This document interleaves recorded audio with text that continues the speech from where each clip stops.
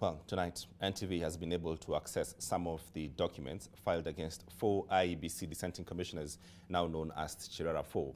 The documents filed before the Justice Agri Muchelule-led tribunal reveal that senior officials from Azimio One Kenya Party had access to the apartments that hosted the commissioners and made frequent visits on several occasions, just after the press conference in which they denounced the results of the presidential election on the 15th of August.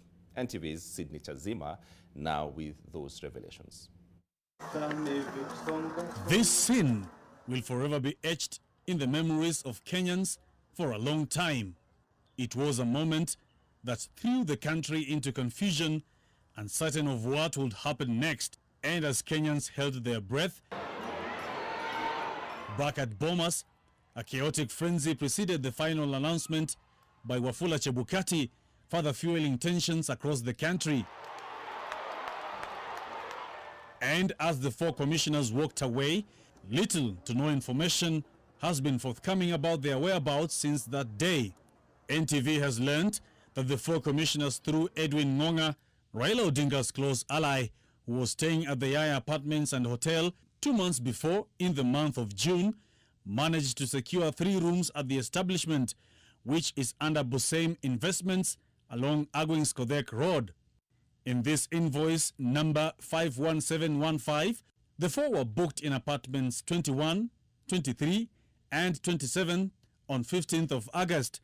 Their departure was slated to be on the 19th of August.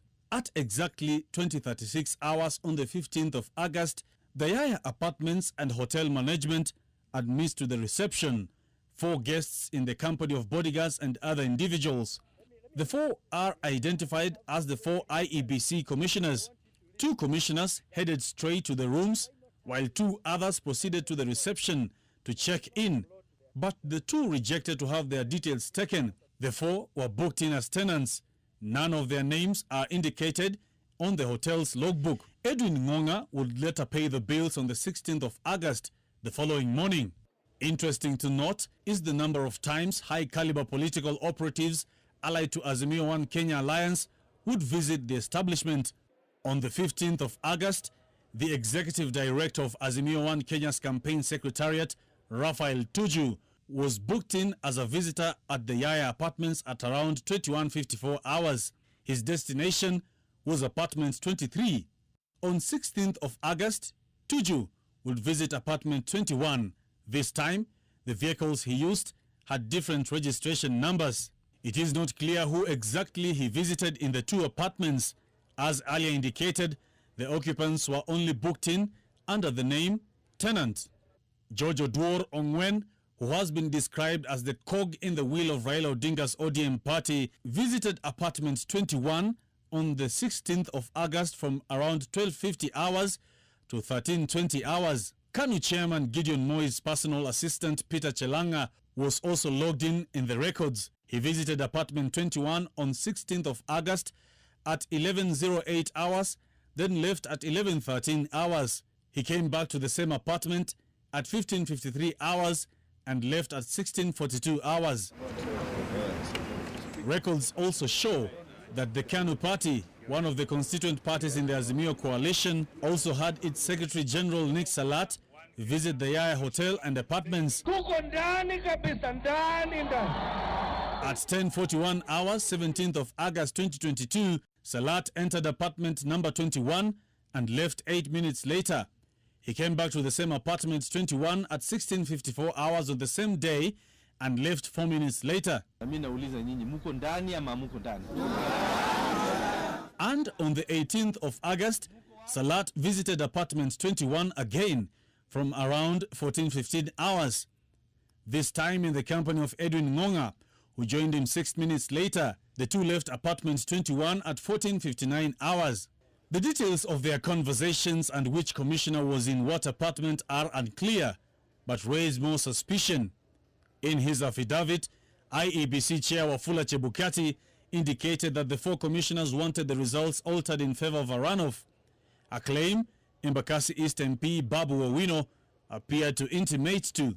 I told him, Kibicho, we need to arrest Chebukati immediately for bungling elections. Do you know what Kibicho told me. Babu, wacha vita, wacha vita. Nikasema, what is happening na huyu mtu? Was this part, was this, I'm telling you the truth. This man was supposed to be our pastor. Yeah. But what is happening? Is, wacha vita. Nikamwambia, no, it is you to arrest Chebukati for bungling what? Elections. Then, Cherera to announce Baba as what? As one. As the winner. You see, or we go for a rerun. Also in his affidavit, IEBC Commissioner Abdi Gulie also swore that Raphael Tuju and Amos Wako attempted to force the commission to declare Raila Odinga president-elect or force a runoff in the August 9th polls. The claims were also documented by IEBC Chair Wafula Chebukati, much to the chagrin of Tuju. So there are 10 of us in that room. For him to claim that I made some offers to him in front of those 10 is a taradiddle. These revelations of what transpired at the Yaya apartments come in the wake of the anticipated sitting of the Agri Muchelule Tribunal, which is set to hear and determine the petitions against the Cherera 4. CCTV footage of whom visited the rooms will be availed. Juliana Cherera, Francis Wanderi, and Justus Nyangaya have all since resigned from office, and only Irene Masit has stayed put. The tribunal, which will kickstart its proceedings on the 20th of December, insists that the commissioners will be investigated individually. Sydney Chazima, NTV.